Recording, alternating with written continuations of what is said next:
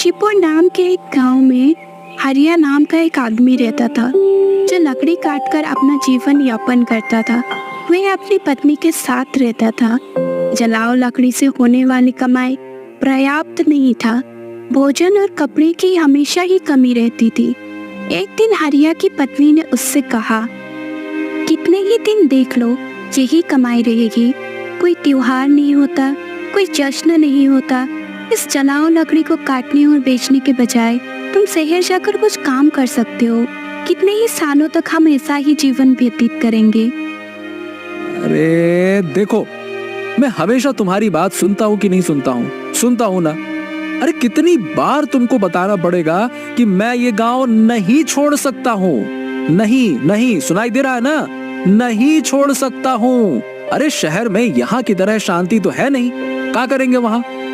मैं नहीं चाहता कि अगली बार हमारे बीच में फिर से इस विषय पर कोई बहस हो। गांठ बांध लो ये चीज, मैं नहीं छोड़ सकता हूँ। अब मैं क्या करूँ? मैं भी यहाँ उस पाप के वजह से हूँ जिसने तुम्हें बांध रखा है। ठीक है, खाना बन गया है, खाओ और जाओ। भोजन के बाद हरिया लकड़ी काटने चला जाता है। आज वो लकड़ी ढूंढते ढूंढते काफी दूर निकल आया था। वो सोचने लगा, हाँ, आज तो बहुत दूर चला आया और मुझे एक बड़ा सा पेड़ चाहिए जिससे मुझे ज्यादा लकड़ी मिले, लेकिन मुझे एक भी पेड़ नहीं मिला।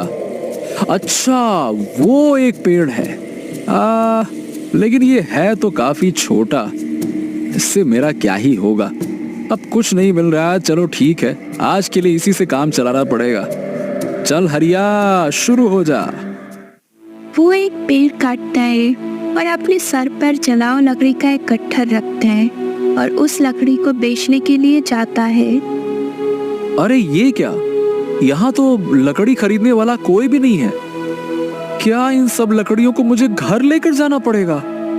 हे भगवान। इतने में ही उसे एक शास्त्री जी ने आवाज लगाई, सुनो लकड़ी बेचने वाले भैया, जरा ये तो बताओ कि ये जलाओ लकड़ी कितने की है? महाराज, आपको सारी लकड़ियां चाहिए या आधी? अगर सारी लकड़ियां चाहिए तो केवल 10 रुपए में दे दूंगा। मुझे सारी लकड़ियां तो चाहिए, लेकिन तुमने जो दाम कहा है उतने दाम में नहीं। मैं केवल 5 रुपए दे सकता हूँ। अरे महाराज, आप भी क्या कीमत बोल रहे हैं? चलिए, वैसे तो मैं इस कीमत पर नहीं देता हूँ, पर मैं आज बहुत ज्यादा थक गया हूँ, तो ठीक है, लाइए, दे दीजिए 5 रुपया। पहले ही बहुत देर हो चुकी है। हाँ, लाइए। अरे महाराज, जल्दी से दे दीजिए, मुझे घर भी जाना है और खाना भी खाना है। बहुत थक गया हूँ, भूख लग रही है। ये लो तुम्हारे 5 रुपया। ये सारी लकड़ियां वहां रख दो। वैसे तुम भूखे लग रहे हो, क्या तुम कुछ खाना खाओगे? सब तैयार है खाना, तुम खाना खाओ और फिर चले जाना। हाँ महाराज, बहुत तेज भूख लग रही है और अगर मैं आपके साथ खाऊंगा तो आपके लिए खाना नहीं बच पाएगा। रहने दीजिए, मैं घर जाकर खा लूंगा। चिंता मत करो, तुम खाना खा लो, उसके बाद भी 10 लोग और खा सकते हैं। उतना खाना है मेरे पास। जब भी तुम्हें भूख लगे तुम यहाँ आकर खाना खा सकते हो। हरिया ने आश्चर्यचकित होकर पूछा, क्या आप हमेशा ही सबको ऐसे ही खाना खिलाते हो? जब तक ईश्वर मुझे शक्ति देता है तब तक मैं ये करना चाहता हूँ, आगे फिर ऊपर वाले की इच्छा। ठीक है, तो मैं आज खाना यहीं पर खाऊंगा।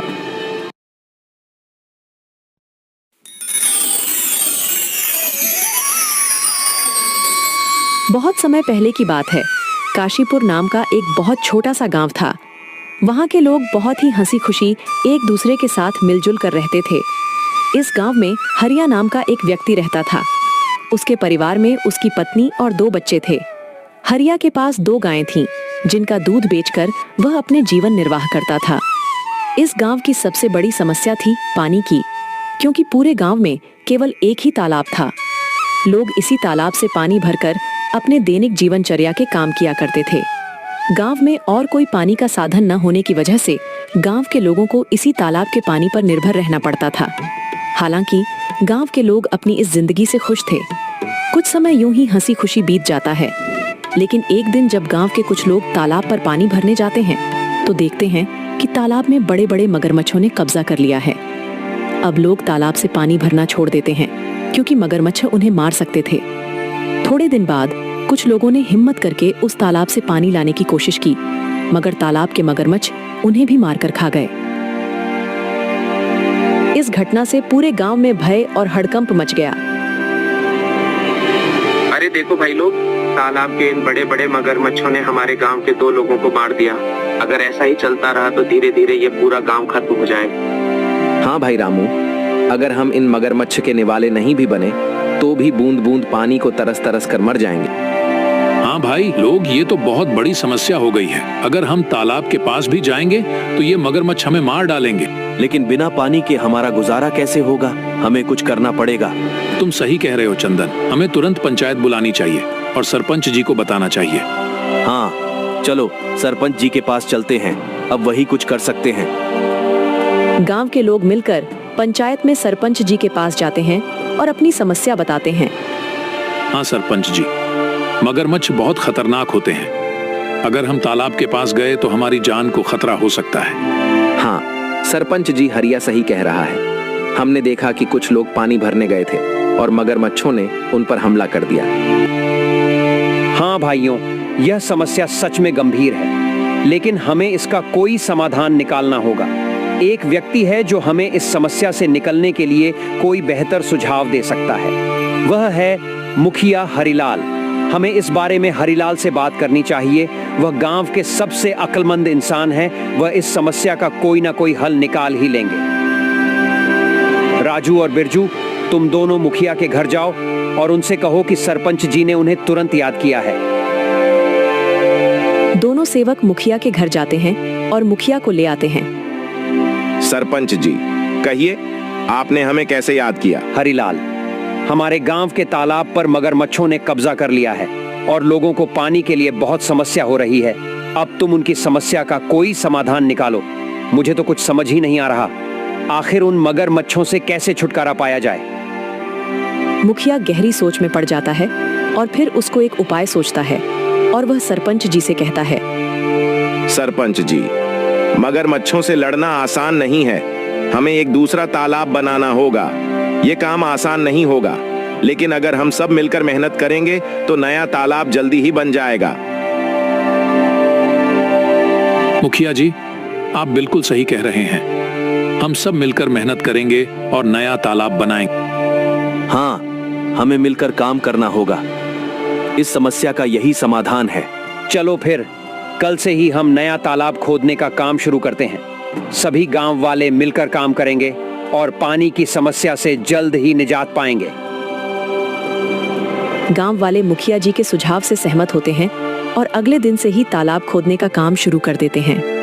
कुछ ही दिनों की मेहनत और मशक्कत के बाद आखिरकार गांव के लोगों ने मिलकर एक बहुत ही गहरा तालाब खोद लिया। बस फिर क्या था, वर्षा ऋतु का मौसम भी आ गया और गांव में जोरदार बारिश शुरू हो गई। बारिश से वह तालाब लबालब पानी से भर गया, जिसे देख गांव के लोग बहुत खुश हुए।